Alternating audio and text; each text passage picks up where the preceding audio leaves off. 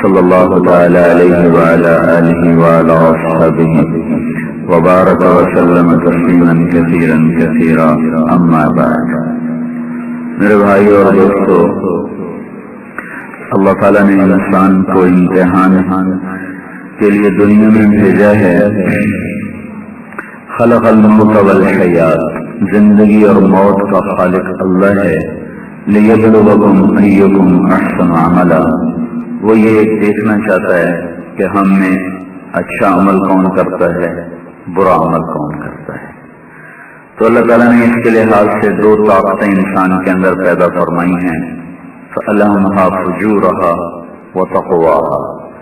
ہم نے انسان کے اندر برائی کی طاقت کو بھی رکھا ہے، اچھائی کی طاقت کو بھی رکھا ہے۔ ان دو چیزوں کو چلانے کے لیے دو سلسلے ہیں۔ ایک نبیوں کا سلسلہ ہے جو اچھائی کی طاقت کو ابھارتے ہیں اور انسان کے اندر نیکی کے جذبے اور عمل کے شوق پیدا ہوتے چلے جاتے ہیں۔ دوسری برائی کی طاقت ہے جس کو ابھارنے کے لیے شیطان اور اس کے لشکر ہیں، جو ان کی دعوت کو قبول کر لیتے ہیں تو ان کے اندر گناہوں کے، نافرمانی کے جذبے پیدا ہوتے چلے جاتے ہیں۔ یہ دو قسمیں شروع سے ان میں جنگ ہے۔ حق و باطل کا ٹکراؤ تلوار کے ذریعے سے بہت تھوڑا ہوا ہے۔ ہمارے نبی پاک صلی اللہ علیہ وسلم آخری نبی ہیں اور 1,24,000 نبی آئے ہیں۔ ہر نبی باطل طاقت سے ٹکرایا ہے، ہر نبی کے سامنے باطل اپنی پوری طاقت کے ساتھ آیا ہے اور ہر باطل کے سامنے حق پوری طاقت کے ساتھ آیا ہے۔ حق کی دعوت انبیاء نے دی ہے اور باطل کی دعوت شیطان نے دی ہے۔ انبیاء کے ساتھی ان کے ماننے والے، شیطان کے ساتھی اس کی پیروی کرنے والے، یہ دو طاقتوں کا آپس میں تصادم تو 10,000 سال کی تاریخ ہے۔ آدم علیہ السلام پہلے نبی ہیں، اس سے لے کر حضرت محمد صلی اللہ تعالی علیہ وسلم تک، موسیٰ علیہ السلام تک زیادہ نبی گزر گئے۔ موسیٰ علیہ السلام اور ہمارے نبی کے درمیان کوئی 2,000 سال کا فاصلہ ہے، زیادہ نہیں ہے۔ اور موسیٰ علیہ السلام اور آدم علیہ السلام کے درمیان وہ کوئی 6-7 ہزار سال کا فاصلہ ہے۔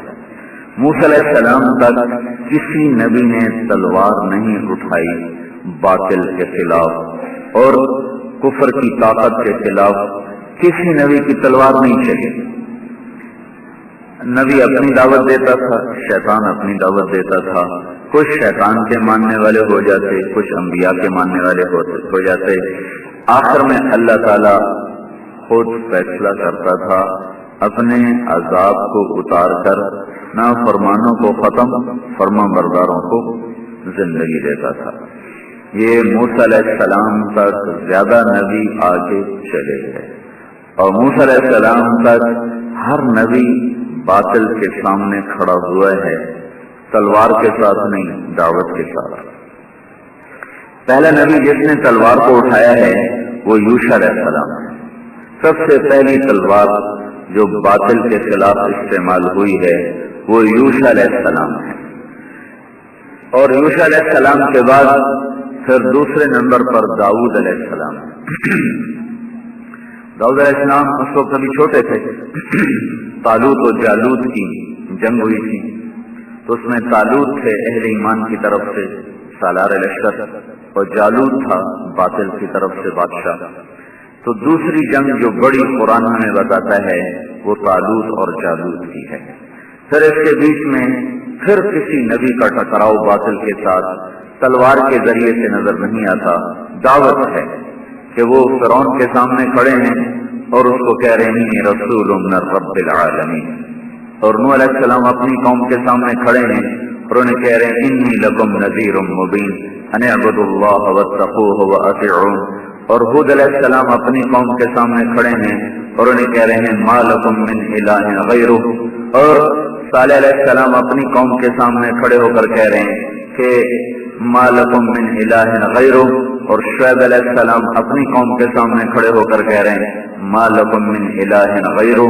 تو یہ ہر نبی دعوت کی جنگ تو لڑ رہا ہے، تلوار کی جنگ بہت کم لڑی گئی ہے۔ سب سے پہلے نبی عیسیٰ علیہ السلام، پھر داؤد علیہ السلام، پھر اس کے بعد پھر خاموشی ہے، پھر حضرت محمد صلی اللہ تعالی علیہ وسلم نے باطل کے خلاف تلوار کو اٹھایا ہے۔ موسیٰ علیہ السلام، یوشع علیہ السلام اور داؤد علیہ السلام، ان کی جو تلوار چلی ہے باطل کے خلاف، وہ حق کی دعوت کے لیے نہیں چلی، وہ ملک کی آزادی کے لیے چلی ہے۔ موسیٰ علیہ السلام کے ملک پر کافروں نے قبضہ کر لیا تو موسیٰ علیہ السلام نے کہا یا قوم ادخلوا الارض المقدسۃ التي كتب اللہ لکم۔ بنو اسرائیل کو موسیٰ علیہ السلام کہہ رہے ہیں تم تلوار اٹھاؤ اور ان کے خلاف قتال کرو اور اپنا ملک آزاد کراؤ۔ اس لیے تلوار نہیں اٹھائی جا رہی کہ ان کو دعوت دو، یہ دعوت قبول نہ کریں پھر ان کے خلاف جنگ کرو۔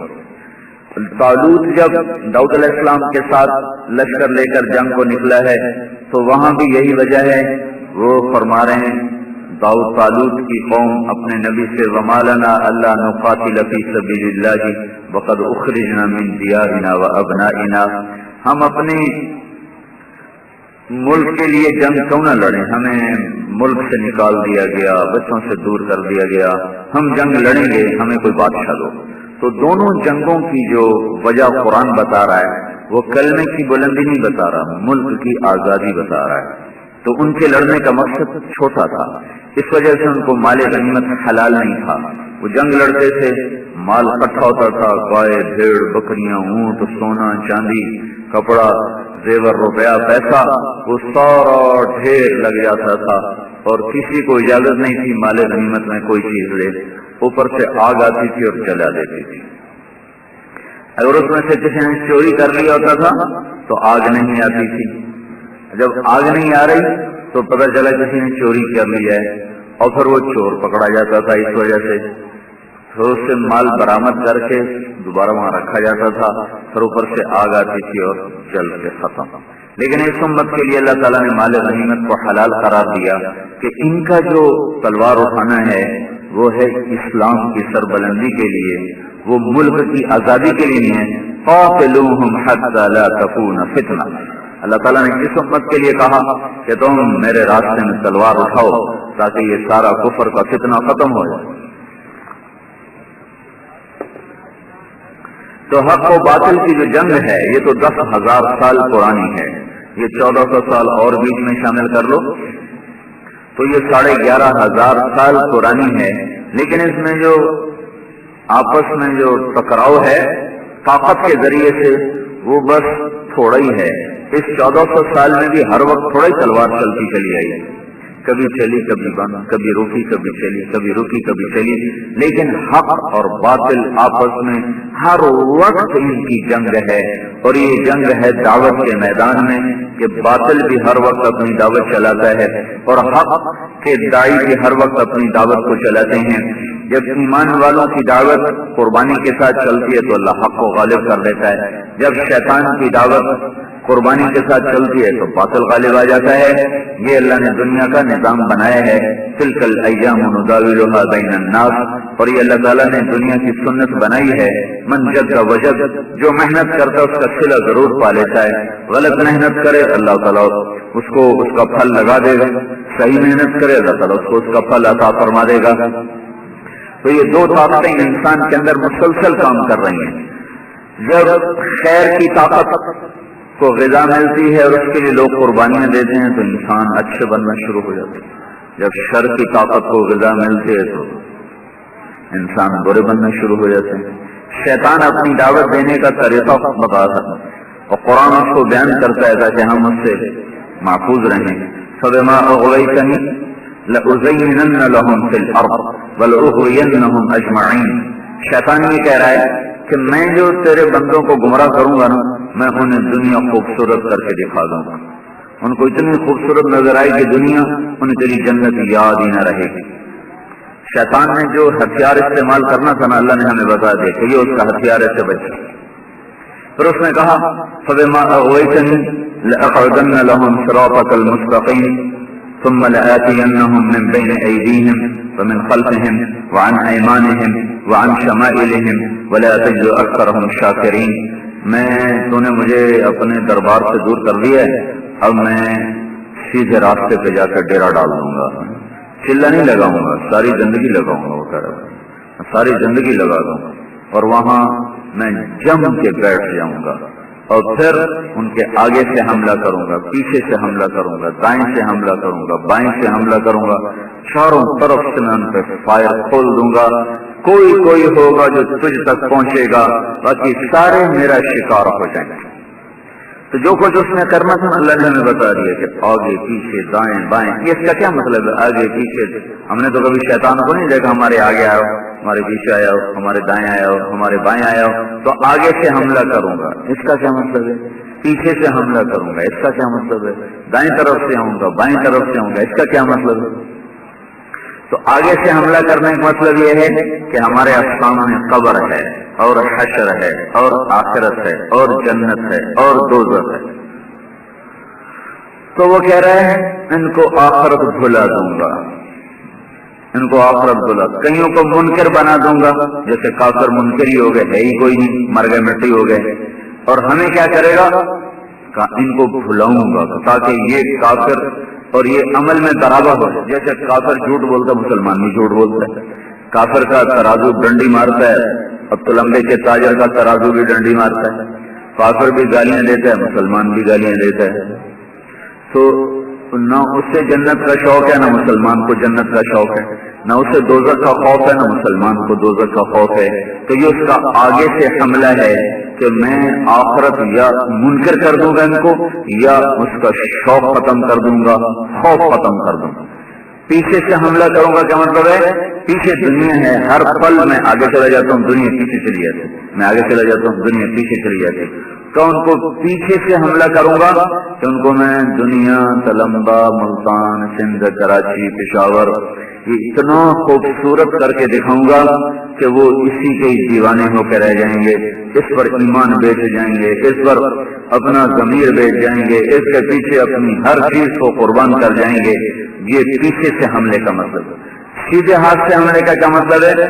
بعض لوگ ایسے ہوں گے جو آخرت کو نہیں بھلائیں گے، آخرت ان کے سامنے ہوگی، پیچھے دنیا ہے، دنیا کے چکر میں نہیں آئیں گے، ادھر گناہوں کی فہرست ہے، گناہوں کے چکر میں بھی نہیں آئیں گے، وہ نیکی پر پکے رہیں گے، وہ نیکی پر مضبوط رہیں گے۔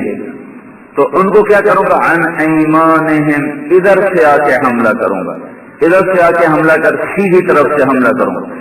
سیدھی طرف سے حملہ کرنے کا کیا مطلب ہے؟ کہ ان کو نیکی کے تکبر میں مبتلا کر دوں گا۔ تو بڑا چنگا بندہ ہے، تیرے یا بندہ ہی کوئی نہیں، ان کو نیکیوں پہ خوش کر دوں گا۔ وہ اوروں کی کمیاں دیکھیں گے، اوروں کے گناہ دیکھیں گے، اپنی نیکیاں دیکھیں گے، اپنے آپ کو اچھا سمجھنے لگ جائیں گے، اوروں کو حقیر سمجھیں گے، اپنے آپ کو اچھا سمجھیں گے، پھر وہ کسی کی غیبت کریں گے، کسی کی برائی کریں گے، کسی کے الزام لگائیں گے، شراب نہیں پئیں گے، زنا نہیں کریں گے، چوری نہیں کریں گے، ڈاکہ نہیں ڈالیں گے، حرام نہیں کھائیں گے، نماز نہیں چھوڑیں گے، روزہ نہیں چھوڑیں گے، زکوٰۃ نہیں چھوڑیں گے، کسی ایسے جو اخلاقی جرائم ہیں اس میں وہ کبھی شیطان کے چکر میں نہیں آئیں گے۔ لیکن جب وہ ان چیزوں سے مایوس ہوگا تو ان کو نیکی کے تکبر میں پھنسا دے گا۔ ادھر سے آؤں گا تو بڑا نیک بندہ، تیرے یا بندہ ہی کوئی نہیں، اپنی تعریف آپ میں ان کو کھپا دے گا۔ اور اپنی تعریف آپ میں جب انسان مبتلا ہوتا ہے تو ضرور اوروں کی حقارت اس کے دل میں آتی ہے۔ اور میرے نبی نے فرمایا بِحَسْبِ امْرِئٍ مِّنَ الشَّرِّ أَن يَحْقِرَ أَخَاهُ الْمُسْلِمَ، کسی انسان کے برا ہونے کے لیے اتنا ہی کافی ہے کہ مسلمان کو حقیر سمجھے، کسی کے برا ہونے کے لیے اتنا ہی کافی ہے کہ وہ اوروں کو حقیر سمجھے۔ تو ایک بہت بڑا نیک لوگوں کا طبقہ ہے جو اس میں برباد ہو گیا ہے۔ دیکھنے میں وہ کوئی کبیرہ گناہ کرتے نظر نہیں آتے اور اندر میں کھوکھلے ہو کر اپنا سارا دین وہ ختم کر چکے ہوتے ہیں، فخر میں مبتلا ہو کر، تکبر میں مبتلا، ایک پیسے کا تکبر ہے، ایک تہجد کا تکبر ہے، ایک فیکٹری کا تکبر ہے، ایک علم کا تکبر ہے، ایک زمین اور جائیداد کا تکبر ہے، ایک تبلیغ کا تکبر ہے۔ یہ سارے اعمال، ان کے اندر بھی تکبر چھپا ہوا ہے۔ تو یہ شیطان کا یہ حملہ سب سے خوفناک ہے کہ وہ سمجھتا میں غلطی کوئی نہیں، اپنے آپ کو ٹھیک ہی سمجھتا مر جاتا ہے. کیونکہ زانی یہ نہیں کہتا میں ٹھیک ہوں، کہتا جی میں گناہ گار ہوں. شراب پینے والا یہ نہیں کہتا میں ٹھیک کر رہا ہوں، غلط کر رہا ہوں. لیکن اس میں پھنسنے والا اس کو کبھی خیال بھی نہیں آتا کہ میں غلط کر رہا ہوں، اس لیے وہ اس میں برباد ہو کے رہ جاتا ہے. وان شمائلہم، الٹی طرف سے حملہ کرنے کا کیا مطلب ہے؟ یہ تو واضح ہے کہ ادھر زنا بھی ہے، شراب بھی ہے، جوا بھی ہے، جھوٹ بھی ہے، قتل بھی ہے، چوری بھی ہے، ڈاکہ بھی ہے، گانا بھی ہے، موسیقی بھی ہے، رقص بھی ہے، ناچ بھی ہے، اور ماں باپ کی نافرمانی بھی ہے، ظلم و ستم بھی ہے، اور سارے کبیرہ گناہ الٹے ہاتھ کی طرف اشارہ ہے. اس میں بڑی خلقت اس کی خریدار بن جائے گی، اور ایک بہت بڑا طبقہ جو اس میں اس کا شکار ہو جائے گا. یہ شیطان کا حملہ ہے کہ ثم لآتینہم من بین ایدیہم، سامنے سے، ومن خلفہم، پیچھے سے، وعن ایمانہم، دائیں طرف، وعن شمائلہم، بائیں طرف، چاروں طرف سے حملہ کروں گا. ولا تجد اکثرہم شاکرین، کوئی ہوگا جو تجھ تک پہنچے گا. میرے اللہ نے کہا ان عبادی لیس لک علیہم سلطان، جا دفع ہو جا، زور لگا لے، میرے بندوں پہ تیری طاقت، تیرا زور نہیں چل سکے. ان عبادی لیس لک علیہم سلطان، میرے بندوں پہ تیرا کوئی زور نہیں چل سکتا. تو اگر ہم اللہ کے بندے بن جائیں تو شیطان کے حملوں سے محفوظ ہو جائیں گے، آگے سے آئے، پیچھے سے آئے، دائیں سے آئے، بائیں سے آئے. اب اللہ کے بندے کون ہیں اگر یہ ہمیں پتہ چل جائے تو اس کے پیچھے چلنا اور اس کو حاصل کرنے کی کوشش کرنا آسان ہو جاتا ہے. تو اللہ تعالیٰ نے قرآن میں صرف یہ کہا ہے وعباد الرحمن، وعباد الرحمن، ان عبادی، میرے بندے، لیس لک علیہم سلطان، تو جا، آگے سے آ، پیچھے سے آ، دائیں سے آ، بائیں سے آ، ان تیرا کوئی بار میرے بندوں پہ اثر نہیں کرے گا. پھر اللہ نے بتا دیا کہ میرے بندے ہیں کون؟ سید قریشی پٹھان راجپوت نہیں، میرے بندے کون ہیں؟ وعباد الرحمن، رحمان کے بندے، اللہ کے بندے کون ہیں؟ الذین یمشون علی الارض حونا، جو بڑے متواضع ہوتے ہیں، عاجز ہوتے ہیں، منکسر مزاج ہوتے ہیں، جن میں تکبر نہیں ہوتا. اللہ کے بندوں کی پہلی نشانی، اللہ کے بندوں کی پہلی پہچان، اللہ نے نماز نہیں بتائی، حج نہیں بتایا، روزہ نہیں بتایا، تبلیغ نہیں بتائی، قتال جہاد نہیں بتایا، علم درس تدریس نہیں بتایا. کیا بتایا؟ ان کے اخلاق کو بتایا کہ جو رحمان کے بندے ہیں نا ان کے اخلاق بڑے اچھے ہوتے ہیں. وہ زمین پر بڑی عاجزی سے چلتے ہیں، بڑی تواضع سے چلتے ہیں. اور ان کی کیا نشانی ہے؟ وَإِذَا خَاطَبَهُمُ الْجَاهِلُونَ قَالُوا سَلَامًا، جب کوئی ان کے ساتھ بدتمیزی کرتا ہے تو اس کا جواب وہ اچھے اخلاق سے دیتے ہیں. وہ برائی کا جواب برائی سے نہیں دیتے، وہ ظلم کا جواب ظلم سے نہیں دیتے، وہ گالی کا جواب گالی سے نہیں دیتے، وہ بد اخلاقی کا جواب بد اخلاقی سے نہیں دیتے، وہ سختی کا جواب سختی سے نہیں دیتے، بلکہ کیا کرتے ہیں؟ سلامتی کے ساتھ اس کو بدلتے ہیں. ان کے ظلم کو سلامتی میں بدلتے ہیں، ان کی زیادتی کو سلامتی میں بدلتے ہیں، ان کی گالی کو دعا میں بدلتے ہیں. یہ اللہ کے بندوں کی دوسری پہچان ہے. تیسرے نمبر پر آئی ہے عبادت. اور اللہ کے بندے کون ہیں؟ والذین یبیتون لربہم سجدا وقیاما، وہ راتوں کو اٹھ کر اللہ کے سامنے کچھ وقت ضرور اللہ سے الگ مناجات کرتے ہیں، کچھ وقت اپنے اللہ کو ضرور دیتے ہیں. وہ وقت اللہ کے ساتھ جو اللہ نے خود اپنے نبی سے کہا وَمِنَ اللَّيْلِ فَتَهَجَّدْ بِهِ نَافِلَةً لَكَ، سارا دن تجھے تبلیغ کی مصروفیت، سارا دن تجھے لوگوں کے کام نمٹانے ہیں، تو میرے لیے کچھ وقت نکال کہ جس میں صرف تو اور میں ہوں، تیسرا کوئی نہ ہو، تیسرا کوئی نہ ہو. وہ کیا ہے؟ رات کو اٹھا کر قُمِ اللَّيْلَ إِلَّا قَلِيلًا نِصْفَهُ أَوِ انقُصْ مِنْهُ قَلِيلًا أَوْ زِدْ عَلَيْهِ وَرَتِّلِ الْقُرْآنَ تَرْتِيلًا إِنَّا سَنُلْقِي عَلَيْكَ قَوْلًا ثَقِيلًا إِنَّ نَاشِئَةَ اللَّيْلِ هِيَ أَشَدُّ وَطْئًا وَأَقْوَمُ قِيلًا إِنَّ لَكَ فِي النَّهَارِ سَبْحًا طَوِيلًا. یہ اللہ تعالیٰ کہہ رہا ہے اٹھو، کچھ وقت اپنے اللہ کو دو. تنہائی کی ملاقات کے بغیر تعلق گہرا نہیں ہوتا. فَإِذَا فَرَغْتَ فَانصَبْ وَإِلَىٰ رَبِّكَ فَارْغَب. اللہ نے اپنے نبی کو تو حکم دیا اٹھو، تہجد میں اٹھو، اور ہمیں ترغیب دی، ہمیں حکم نہیں دیا، ہمیں ترغیب دی. تتجافى جنوبهم عن المضاجع يدعون ربهم خوفا وطمعا ومما رزقناهم ينفقون. یہ جو میرے بندے ہیں نا، یہ رات کو بستروں سے جدا ہو جاتے ہیں، لیکن لفظ بڑا عجیب استعمال کیا ہے. یہ میرے بندے راتوں کو اٹھتے ہیں، بستروں سے جدا ہو جاتے ہیں اور اپنے رب کے سامنے کھڑے ہو کر کبھی شوق سے پکارتے ہیں، کبھی خوف سے پکارتے ہیں، کبھی محبت کا غلبہ، کبھی خوف کا غلبہ، کبھی شوق کا غلبہ. اس میں ان کے کبھی آنسو بہ رہے ہوتے ہیں محبت میں، کبھی خوف میں، کبھی ڈر میں. اس کے لیے جو لفظ استعمال ہے وہ تتجافا ہے، اور تتجافا کی اصل جفا ہے، جفا. اور جفا کا مطلب ہوتا ہے بے وفائی کرنا، بے وفائی کرنا. تو جب آدمی کسی سے بے وفائی کرتا ہے نا تو پلٹ کر اس کی طرف دیکھتا بھی نہیں ہے.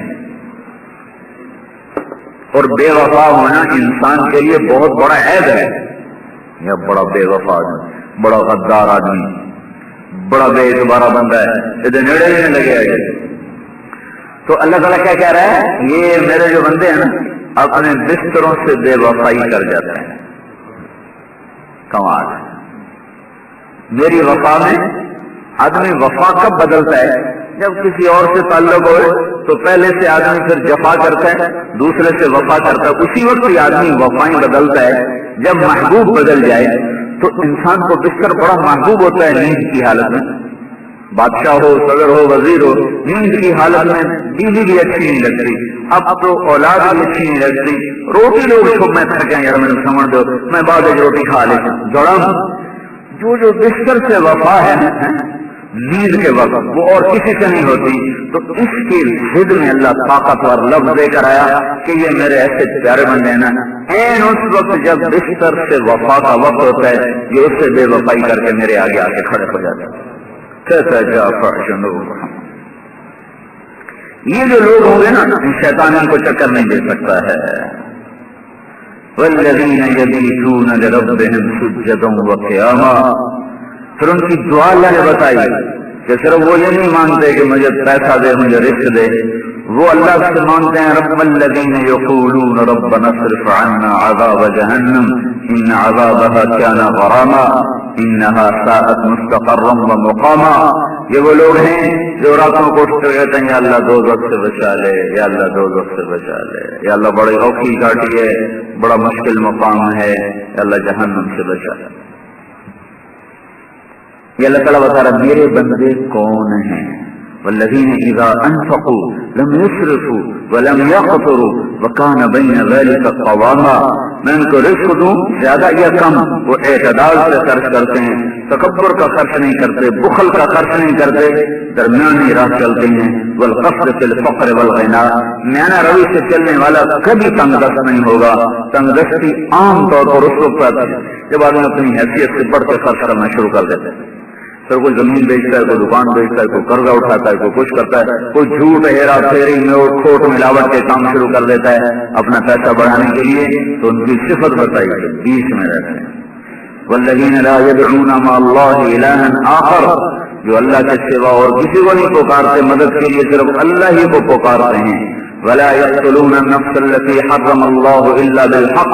وہ کسی کو ظلم قتل نہیں کرتے. ولا يزنون. وہ زنا نہیں کرتے.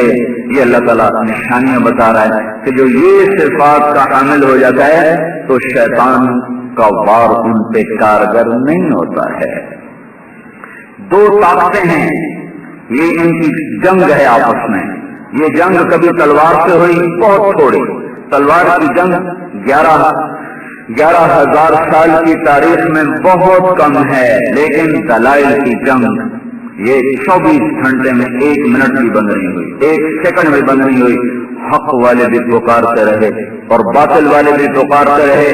جو اللہ کے بنی اعهد الیک فی هذه الحیات الدنیا واشهدک وکفى بک شہیدا انی اشهد ان لا الہ الا انت وحدک لا شریک لک لک الملک ولک الحمد وانت على كل شیء قدیر واشهد ان محمدا عبدک ورسولک واشهد ان وعدک حق ولقاءك حق والجنة حق والساعة آتية لا ريب فيها وأنك تبعث من في القبور اللہ کا نبی خود گواہی دے رہا ہے، خود کہ اللہ میں گواہی دیتا ہوں اور اپنی گواہی پر تجھے گواہ بناتا ہوں کہ تو ایک اللہ ہے، تیرا شریک نہیں، اور محمد صلی اللہ علیہ وسلم تیرا بندہ اور رسول ہے۔ خود آپ کو نا اپنے اوپر ایمان لانا بھی فرض تھا، ہمیں تو آپ پر ایمان لانا فرض ہے، آپ کو اپنے اوپر ایمان لانا فرض تھا کہ محمد ابن عبداللہ کو محمد الرسول اللہ پر ایمان لانا فرض تھا۔ کہ میں گواہی دیتا ہوں یا اللہ کہ محمد میں تیرا بندہ اور تیرا رسول ہوں، اور میں گواہی دیتا ہوں جنت حق ہے، تیری ملاقات حق ہے، اور قیامت حق ہے، اور تیرے سامنے کھڑے ہونا بھی حق ہے، اور تو موت کے بعد لوگوں کو زندہ کرے گا، یہ بھی حق ہے۔ تو یہ جو دلائل کی دعوت ہے اور یہ جو دلائل کی جنگ ہے، یہ ہر وقت چل رہی ہے، ہر وقت چل رہی ہے اور چلتی رہے گی جب تک سورج مغرب سے نہیں نکلتا۔ جو حق کی دعوت کی طرف کان لگائیں گے وہ ہر گندے ماحول میں بھی خیر کی طرف چلے جائیں گے، جو باطل کی طرف کان لگائیں گے وہ نبی کے ہوتے ہوئے بھی کفر اور شرک میں جاتے گر جائیں گے، جو باطل کی طرف نظر کریں گے تو بیت اللہ میں رہ کر بھی گمراہ ہو جائیں گے، اور جو حق کی طرف نظر کریں گے وہ لندن اور امریکہ اور فرانس میں رہ کر بھی صراط مستقیم پر قائم ہو جائیں گے۔ 2 مہینے پہلے میں انگلستان سے آیا ہوں، نوجوانوں کی داڑیاں، ٹوپیاں، پگڑیاں، ٹخنوں سے اوپر شلواریں، جھکی ہوئی نظریں، چاروں طرف ننگی عورتیں چل رہی ہیں اور ان کی نظریں جھکی ہوئی ہیں، اور مسلمان عورتوں کے برقعے، پورے حجاب، میں اپنی آنکھوں سے دیکھ کے آ رہا ہوں۔ یہاں کا نوجوان داڑھی مڈا رہا ہے، رات کوٹ کے ننگی فلم دیکھ رہا ہے، لندن میں رہنے والا نوجوان سر جھکا کے جا رہا ہے، داڑھی رکھ رہا ہے، ٹوپی سر پہ ہے، تہجد کی نماز میں آ رہا ہے۔ یہ کیا چکر ہے کہ یہاں کے نوجوان نے باطل کی دعوت کو سنا تو وہ اسلامی ملک میں باطل کا خریدار بن گیا، اور لندن کے نوجوان نے حق کی دعوت کو سنا تو وہ اندھیر شہر میں باطل شاہ کالا ہے اور اس میں روشنیوں کو تک پہنچ کر صراط مستقیم پر چلنے والا بن گیا۔ تو میرے بھائیوں، 1.25 لاکھ نبیوں نے اللہ کی طرف بلایا ہے اور شیطان نے ہر دور میں اپنی طرف بلایا ہے۔ نبیوں کے بعد اللہ نے اس امت کو حضرت محمد صلی اللہ تعالی علیہ وسلم کی جگہ پر کھڑا فرما کر قائم مقام بنایا ہے۔ وَكَذَلِكَ جَعَلْنَاكُمْ أُمَّةً وَسَطًا لِتَكُونُوا شُهَدَاءَ عَلَى النَّاسِ وَيَكُونَ الرَّسُولُ عَلَيْكُمْ شَهِيدًا۔ اب جیسے کہ نبی آتے رہے اور میرا پیغام پہنچاتے رہے اور حق کی گواہی دیتے رہے اور حق کے داعی بن کے چلتے رہے، اب سارے نبی چلے گئے، اب یہ امت قیامت تک حضرت محمد صلی اللہ تعالی علیہ وسلم کے بعد اور آپ کی ختم نبوت کی وجہ سے آپ کے پیغام کو لے کر ساری دنیا میں پھریں گے اور بندوں کو اللہ کی طرف متوجہ کریں گے، جیسے پہلے نبیوں نے اللہ کی طرف لوگوں کو کھینچا، یا قوم اعبدوا اللہ ما لکم من الہ غیرہ۔ اب یہ امت ساری دنیا کے انسانوں کو اللہ کی طرف کھینچنے والی بنے گی، بلانے والی بنے گی۔ جو اس آواز کو بلند کیا غریبوں نے، آج بھی تبلیغ کا 90% طبقہ غریب لوگ ہیں۔ اس وقت بھی جب کروڑوں لوگ تبلیغ کے میں لگ چکے ہیں، اب بھی 90% لوگ تبلیغ میں غریب ہیں۔ تو مشقتوں کی وجہ سے غریبوں میں طاقت پیدا ہو چکی ہوتی اور سہولتوں کی وجہ سے مالدار مردہ ہو چکے ہوتے، وہ اس قابل نہیں ہوتے کہ کام کر سکتے، اور غریب کے جسم میں قوت ہوتی ہے، برداشت ہوتی ہے، حالات کا مقابلہ کرتے کرتے کرتے صبر پہلے آیا ہوا ہوتا ہے، مشقت پہلے ہوتی ہے، پیدل چلنا کوئی مسئلہ نہیں ہے، بھوک برداشت کرنا کوئی مسئلہ نہیں ہے، اور مشقت میں چلنا کوئی مسئلہ نہیں ہے۔ تو جو آدمی دنیا میں زیادہ ہوتا ہے تو وہ اپنی خواہشات میں پھنس جاتا ہے، سردی آتی ہیٹر چلتا ہے، گرمی آتی ہے ایئر کنڈیشن چلتا ہے، سواری پاؤں تلے ہوتی ہے، تو جسم کی طاقت گھٹ جاتی ہے، اور یہ کام ہے محنت کا، وہ کر نہیں پاتا۔ اللہ تعالیٰ کے نبی کے پہلے ساتھی غریب لوگ تھے، مالدار لوگ نہیں تھے، غریب لوگ تھے، پہلے مار کھانے والے غریب لوگ۔ جب روم کے بادشاہ کو آپ نے دعوت نامہ بھیجا تو اس نے پوچھا کوئی ہے عرب سے کوئی قافلہ آیا ہوا ہے؟ تو انہوں نے کہا ایک قافلہ آیا ہوا ہے، انہوں نے کہا اس کو بلاؤ۔ وہ قافلہ آ گیا، اس میں ابو سفیان رضی اللہ تعالیٰ عنہ ابھی مسلمان نہیں ہوئے تھے، تو اس نے کہا میں تم سے سوالات کروں گا، جواب صحیح دینا۔ تو ان سوالات میں ایک سوال یہ تھا، اس نبی کے ماننے والے غریب لوگ ہیں کہ مالدار لوگ ہیں؟ تو ابو سفیان نے کہا کہ غریب لوگ، تو روم کے بادشاہ نے کہا سچ کہا، سچے نبی کی یہ بھی ایک نشانی ہے کہ اس کی بات پر سب سے پہل کرنے والے غریب لوگ ہوتے ہیں، مالدار نہیں۔ تو اللہ نے اس کام کو، یہ دعوت کی محنت چلی، اللہ نے اس کو اس گہ گزرے دور میں غریب لوگ، اب بھی غریب لوگ چل رہے ہیں، غریب لوگ۔ تو روم کے بادشاہ نے کہا سچ کہا، سچے نبی کی یہ بھی ایک نشانی ہے کہ اس کی بات پر سب سے پہل کرنے والے غریب لوگ ہوتے ہیں، مالدار نہیں۔ تو اللہ نے اس کام کو، یہ دعوت کی محنت چلی، اللہ نے اس کو اس گہ گزرے دور میں غریب لوگ، اب بھی غریب لوگ چل رہے ہیں، مسکین لوگ، آدھے سے زیادہ مجمع سرحد کو ہوتا ہے، سرحد کے اکثر لوگ فقیر ہیں، اکثر غریب لوگ، اوپر پہاڑوں سے اترے ہوئے، چلاس سے اترے ہوئے، گلگت سے اترے ہوئے، اور ادھر چترال سے اترے ہوئے، اور ادھر وہ چلاس سے اترے ہوئے، اور ادھر آگے دیر سے، سوات سے۔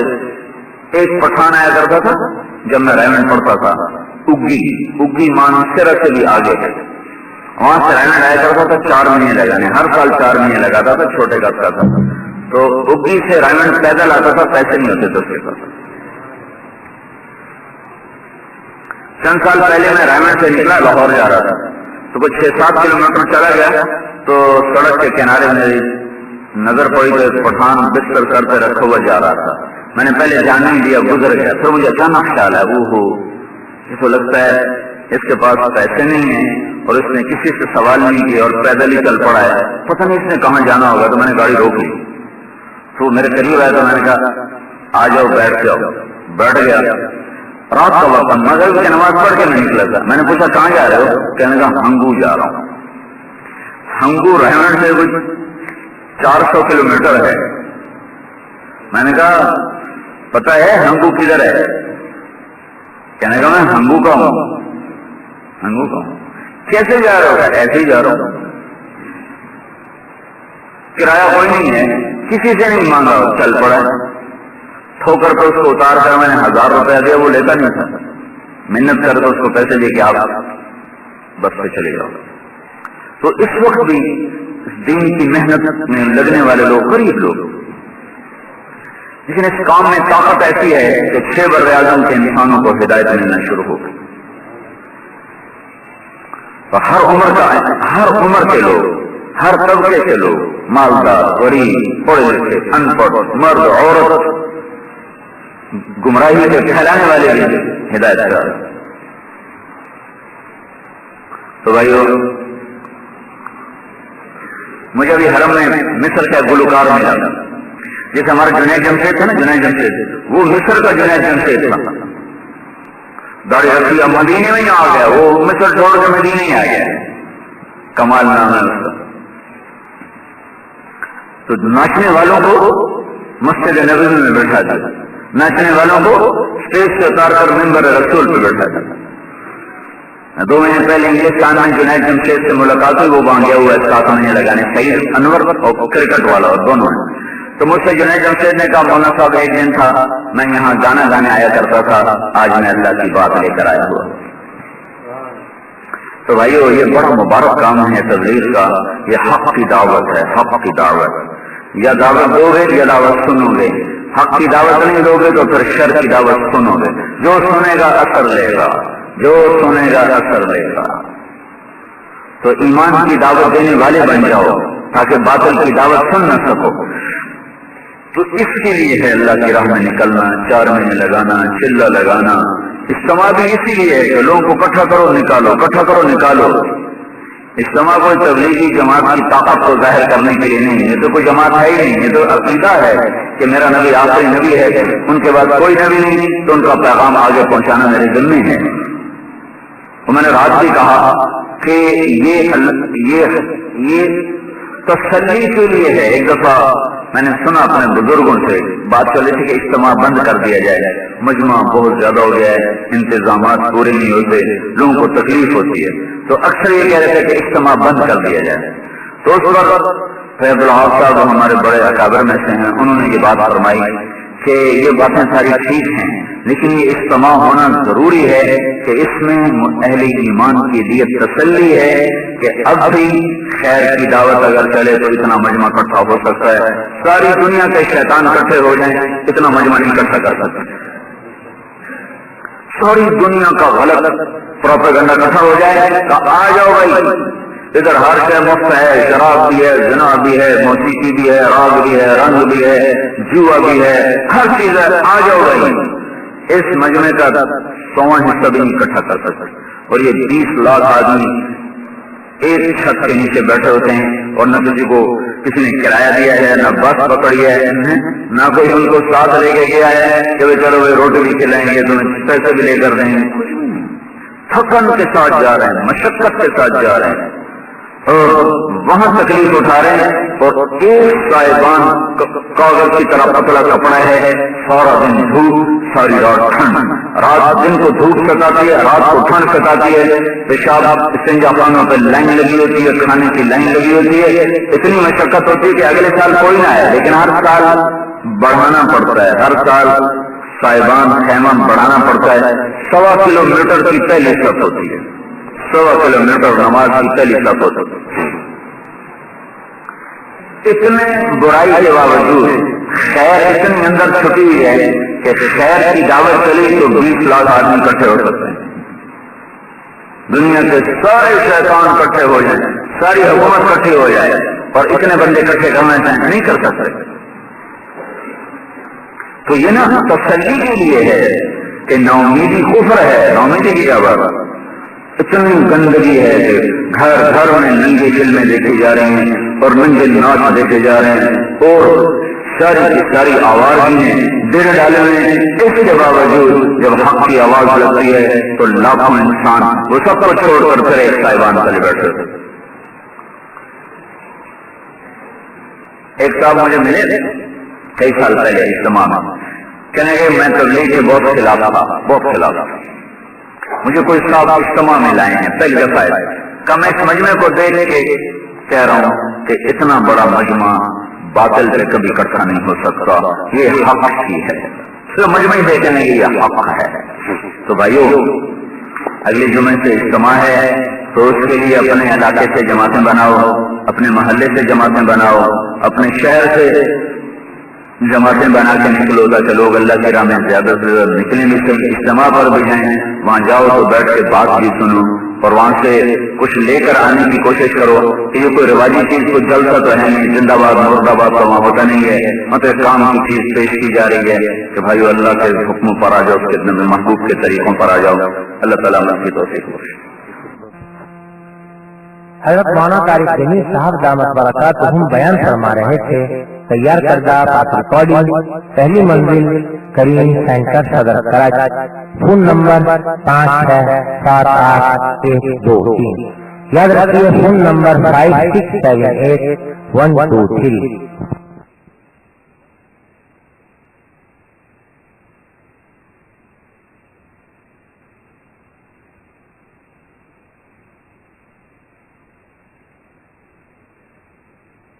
میرے محترم بھائی اور دوستو، اللہ تبارک و تعالی نے اس کائنات کو اندھیرے اور نور کے ساتھ چلایا ہے، کبھی اندھیرا ہے کبھی روشنی ہے، ابھی روشنی ہے، تھوڑی دیر پہلے اندھیرا تھا، چند گھنٹوں کے بعد پھر اندھیرا ہوگا، روشنی غائب ہوگی۔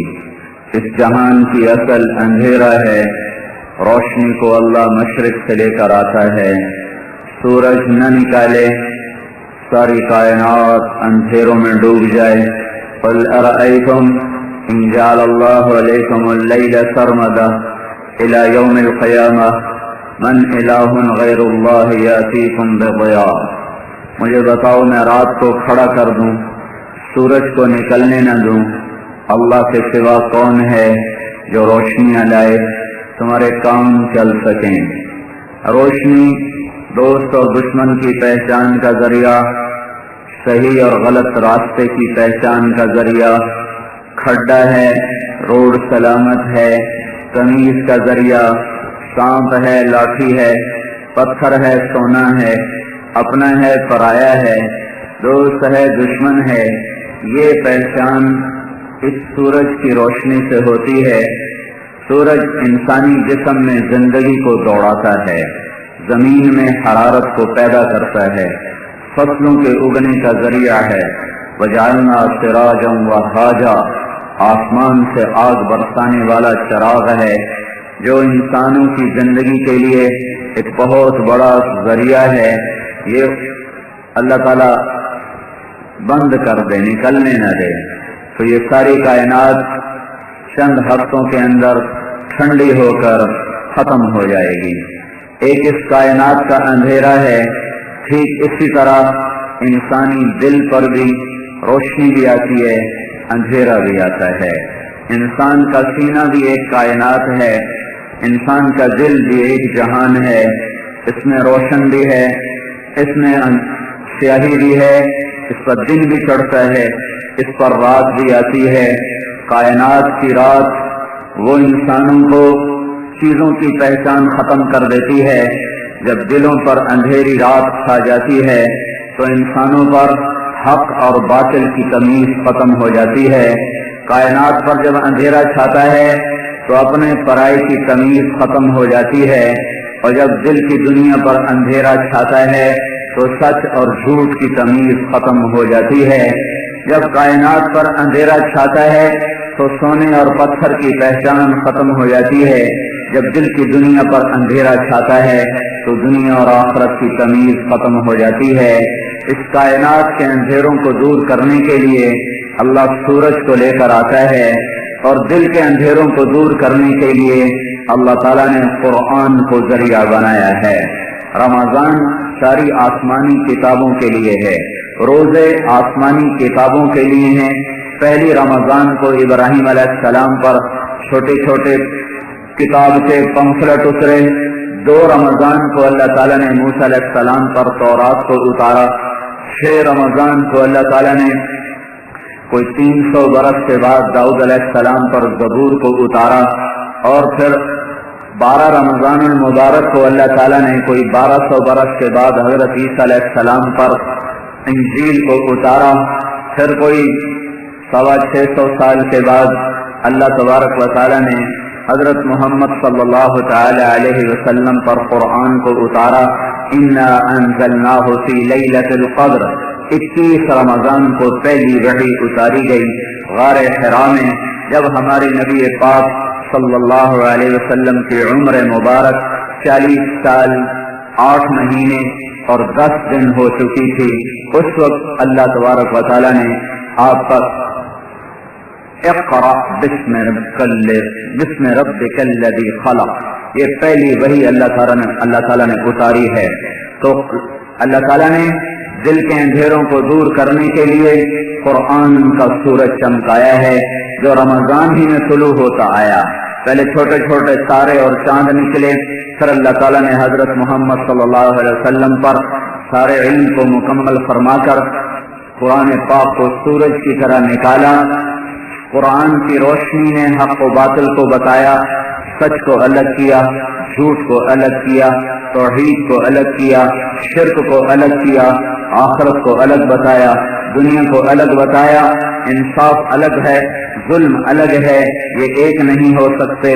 سچ اور جھوٹ میں فرق ہے، زنا اور نکاح میں فرق ہے، شراب اور دودھ میں فرق ہے، سود اور تجارت میں فرق ہے، عبادت اور کفر میں فرق ہے، ماں باپ کی فرمان برداری نافرمانی میں فرق ہے، حلال اور حرام میں فرق ہے، ظلم اور عدل میں فرق ہے، پاک دامنی گندگی میں فرق ہے، جوئے میں پاکیزگی میں فرق ہے، ظلم و ستم قتل و غارت چوری اور ڈاکہ اور تقدس پاک دامنی حلال کمانا، یہ فرق یہ روشنیاں قرآن لے کر آیا ہے۔ قرآن اگر نہ اترتا، کائنات اندھیرا تھا، انسان اندھیرے میں تھے، سورج چلا جائے تو ہم مر جائیں گے، اس سے زیادہ کوئی ہم پر آفت نہیں آ سکتی۔ قرآن کی روشنی نہ ہوتی تو ہم ایسا مرتے کہ انسانوں کے سب سے نکلتے، ہم جانور بنتے، کہ جانور بن کے مرتے، پھر اللہ کی پکڑ میں آتے، ہمیشہ کی آگ میں جلتے، ہمیشہ کی ناکامیاں مقدر ہوتی۔ قرآن وہ روشنی ہے جو بتاتا ہے کہ راستہ کیا ہے۔ آج ساری دنیا کے دلوں پر اندھیرا ہے. كظلمات في بحر لجي يغشاه موج من فوقه موج من فوقه سحاب اذا اخرج يده لم يكد يراها. آج پوری دنیا کے دلوں کا حال وہ ہے جو قرآن کی یہ آیت بتاتی ہے. اندھیرے کے اوپر اندھیرا ہے، تہ بتہ اندھیرے چھائے ہوئے ہیں، اوپر نیچے اندھیروں کی ایسی تہ چڑھی ہوئی ہے کہ ساری دنیا کے کافروں سے میں کیا گلہ کروں. ساری دنیا کا مسلمان بھی اللہ کو چھوڑ کر روپے کا پجاری، سونے کا پجاری، پیسے کا پجاری، غریب بھی کہتا ہے پیسے کے بغیر کچھ نہیں بنتا، مالدار بھی کہتا ہے پیسے کے بغیر کچھ نہیں ہے، حکمران بھی کہتا ہے دولت کے بغیر کچھ نہیں ہے. مرد عورتوں کی پکار ہے پیسہ ہے تو سب کچھ ہے، پیسہ نہیں ہے تو کچھ نہیں ہے.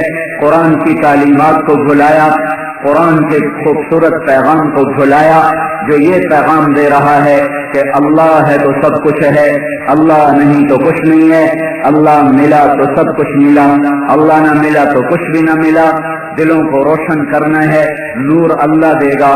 اللہ نور السماوات والارض مثل نورہ کمشکاۃ فیہا مصباح المصباح فی زجاجہ الزجاجۃ کأنہا کوکب درّی یوقد من شجرہ مبارکہ زیتونہ لا شرقیہ ولا غربیہ یکاد زیتہا یضیء ولو لم تمسسہ نار نور علی نور یہدی اللہ لنورہ من یشاء.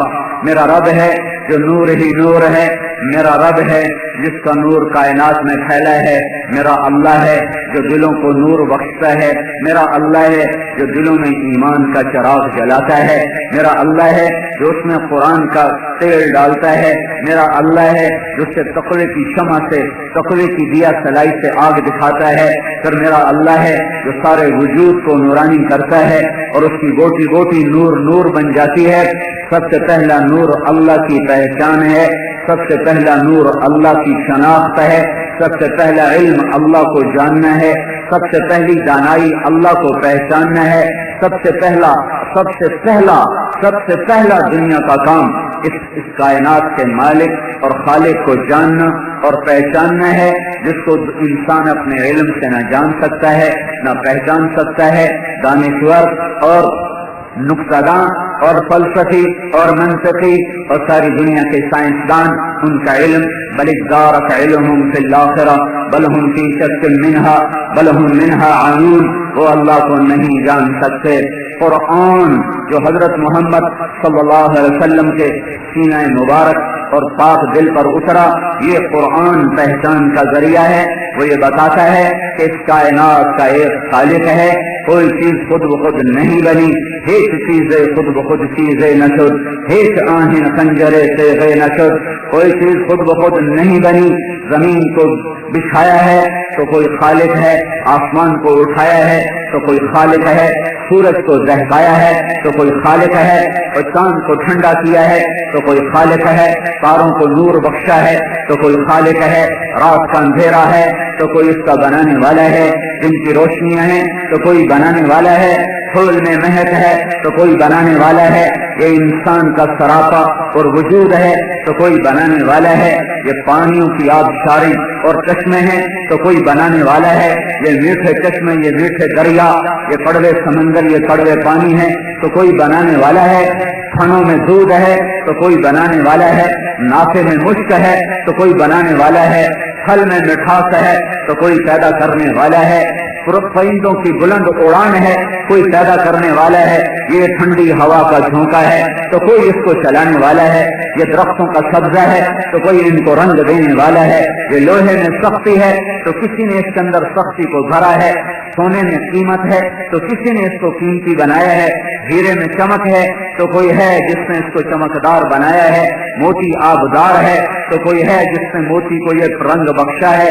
یہ ساری کائنات بتا رہی ہے کہ یہ خود بخود نہیں بنی. سنریہم آیاتنا فی الآفاق وفی انفسہم حتی یتبین لہم انہ الحق. ساری کائنات میں دیکھو گے، اپنے آپ میں دیکھو گے تو تمہیں نظر آئے گا کہ کوئی ہے، کوئی ہے، کوئی ہے. وہ کون ہے؟ وہ کون ہے؟ وہ انسان نہیں بتا سکتا، وہ سائنس نہیں بتا سکتی، وہ قرآن بولا کہ وہ کون ہے۔ اللہ الذی رفع السماوات، وہ اللہ ہے جس نے آسمان کو اٹھایا ہے۔ هو الذی جعل لکم الارض ذلولا، وہ اللہ ہے جس نے زمین کو بچھایا ہے، وہ اللہ ہے جس نے زمین کو بغیر بلڈوزر کے بچھایا ہے۔ اور والجبال ارساہا، وہ اللہ ہے جس نے پہاڑوں کو گاڑا ہے۔ فصالت اودیۃ بقدرها، وہ اللہ ہے جس نے پانی کو بہایا ہے۔ ھذا عذب فرات سائغ شرابه، وہ اللہ ہے جس نے پانی کو میٹھا کیا۔ وھذا ملح اجاج، وہ اللہ ہے جس نے پانی کو کڑوا کیا۔ ومن کل تأکلون لحما طریا، وہ اللہ ہے جس نے پانیوں میں مچھلیوں کو پیدا کیا، کڑوے پانی کی مچھلی الگ، میٹھے پانی کی مچھلی الگ۔ وہ اللہ ہے جس نے آسمان کی چھت کو بلند کیا۔ رفع سمکہا فسواہا، وہ اللہ ہے جس نے دن اور رات کو لایا۔ وأغطش لیلہا وأخرج ضحاہا، وہ اللہ ہے جس نے زمین کو بچھایا۔ والارض بعد ذلك دحاہا، وہ اللہ ہے جس نے اس کے اندر سے پانی کو نکالا۔ اخرج منہا ماءہا، اور چارے کو نکالا۔ ومرعاہا، اور پہاڑوں کو گاڑا۔ والجبال ارساہا، وہ اللہ ہے جس نے ان درختوں کو وجود بخشا۔ فانبتنا فیہا حبا وعنبا وقضبا وزیتونا ونخلا وحدائق غلبا وفاکہۃ وابا، وہ اللہ ہے جس نے گندم کو، پھل کو، پھول کو، زیتون کو، کھجور کو، گندم کو وجود بخشا، تمہارے جانوروں کے لیے چارے کو وجود بخشا۔ وہ اللہ ہے جو ان لکڑی بے جان لکڑی کے اندر سے میٹھا آم نکالتا ہے، سفید امرود نکالتا ہے۔ انار تو دیکھو اس کا ایک ایک دانہ اللہ کی وحدانیت پر پکار پکار کر گواہی دے رہا ہے۔ کون ہے جس نے مجھے رنگ بخشا، کون ہے جس نے مجھے سرخی بخشی، سفیدی بخشی، مٹھاس پیدا کی، کھٹاس پیدا کی، پردوں میں لپیٹا، اوپر تہ بتہ خوبصورت ان کی تہیں لگائیں، ان کی خوبصورت پیکنگ فرمائی، اس کے اوپر چھلکا لگایا، اس کو ایک چھوٹے سے درخت کے ساتھ لگایا، کڑوے کسیلے درخت کے ساتھ اللہ نے اتنا خوبصورت پھل لگایا جس کا دانا دانا بتا رہا ہے کوئی ہے۔ وہ کون ہے؟ ما کان لکم ان تنبتوا شجرہا، وہ کون ہے؟ انظروا الی ثمرہ اذا اثمر وینعہ، وہ اللہ ہے، وہ اللہ ہے جو کیکر پہ کانٹا لاتا ہے اور آم پہ پھل لاتا ہے، امرود کو سفید کرتا ہے، اس کے بیج کو باندھ دیتا ہے، اور تربوز کے بیج کو بکھیر دیتا ہے، تربوز کو پانی سے بھر دیتا ہے، ناریل کو پانی سے بھر دیتا ہے، آم کو رس سے بھر دیتا ہے، کنوں کی کاش بنا دیتا ہے، لیموں کو کھٹا کر دیتا ہے، ہنزل کو کڑوا کر دیتا ہے۔ اتنے سے بیج میں سے اتنا بڑا گرما نکالتا ہے، اتنا بڑا سردا نکالتا ہے، اسی بیج میں سے کڑوا زہر کریلا نکالتا ہے، مولی کو الگ رنگ، گاجر کو الگ رنگ، بھنڈی کو الگ ذائقہ، مٹر کو الگ ذائقہ، یہ رنگ رنگ ہیں، یہ رنگا رنگ کائنات وہ میرے اللہ کی ذات پر گواہی دے رہی ہے۔ من آیاتہ خلق السماوات والارض واختلاف السنتکم والوانکم ان فی خلق السماوات والارض، دیکھتے نہیں ہو؟ ان فی خلق السماوات والارض، زمین آسمان میں دیکھتے نہیں ہو؟ آسمان کی بلندی کچھ نہیں بتا رہی، زمین کا فرش کچھ نہیں بتا رہا، بہتا ہوا پانی، گنگناتی آبشاریں، بلکھاتی ندیاں، بلندیوں سے گرتے ہوئے چشمے، اور کھلے ہوئے پھول، اور مہکتے ہوئے کلیاں، اور گاتے ہوئے بلبل، اور کوکتے ہوئے کوئل، اور بلندیوں میں اڑتا ہوا عقاب، اور پھنکارتا ہوا سانپ، اور دھاڑتا ہوا شیر، اور چنگھاڑتا ہوا ہاتھی، اور غراتا ہوا بھیڑیا، اور یہ معصوم بکری میں میاتی ہوئی، اور یہ بلی تمہارے پاؤں کے نیچے آ کر لیٹتی ہوئی، یہ سب روز کروڑوں مرغیاں تمہارے پر قربان، انڈے تم پر قربان، دودھ تم پر قربان، نسقیکم من بین فرث ودم لبنا خالصا سائغا للشاربین، گھاس پھوس کھایا، خون گوبر بنا، خون گوبر میں سے سفید دودھ نکلا، کون لے کر آیا؟ یہ سب سے پہلی روشنی ہے کہ ساری دنیا کے انسان اور تلمبے والے اپنے اللہ کو پہچانے کہ اللہ ہے، وہ مشرق میں بھی ہے رب المشرق، وہ مغرب میں بھی ہے والمغرب، اور وہ رب المشرقین بھی ہے، شمال و جنوب، رب المغربین بھی ہے، شمال و مشرق، شمال جنوب، شمال اور جنوب مشرق، شمال مغرب، جنوب مغرب، لہو ما فی السماوات وما فی الارض وما بینہما وما تحت الثری اینما تولوا فتم وجہ اللہ۔ آگے اللہ، پیچھے اللہ، دائیں اللہ، بائیں اللہ، مشرق میں اللہ، مغرب میں اللہ، شمال میں اللہ، جنوب میں اللہ، بلندیوں پر اللہ، چوٹیوں پر اللہ، میدانوں کے چوڑے پیٹ اور میدانوں کے کھلے ہوئے سینے وہ بتا رہے ہیں اللہ ہے، اور ریت کے ٹیلے اڑنے والے ریت کے ذرات وہ بتا رہے ہیں کہ اللہ ہے، بلند و بالا چوٹیاں اور اس پر جمی ہوئی برف وہ بتا رہی ہے کہ اللہ ہے، گھنے جنگل درختوں کے بھرے ہوئے پہاڑ، چوٹیوں پر کئی 100 فٹ کی بلندی کے درخت وہ بتا رہے ہیں کہ اللہ ہے، بلوچستان کے کالے پہاڑ ہوں، مری کے سبز پہاڑ ہوں، اور وہ گلگت کے سفید پوش کا پہاڑ ہوں، وہ راکا پوشی ہو اور وہ کیٹو ہو اور وہ ننگا پروت ہو اور وہ ہمالیہ ہو، ہندو کش ہو، قراقرم ہو، کوہ سلیمان ہو، یہ سب کچھ بتا رہا ہے ان فی خلق السماوات والارض واختلاف الليل والنهار والفلك التي تجري في البحر بما ينفع الناس وما انزل الله من السماء من ماء فاحيا به الارض بعد موتها وبث فيها من كل دابه وتصريف الرياح والسحاب المسخر بين السماء والارض لآيات لقوم يعقلون.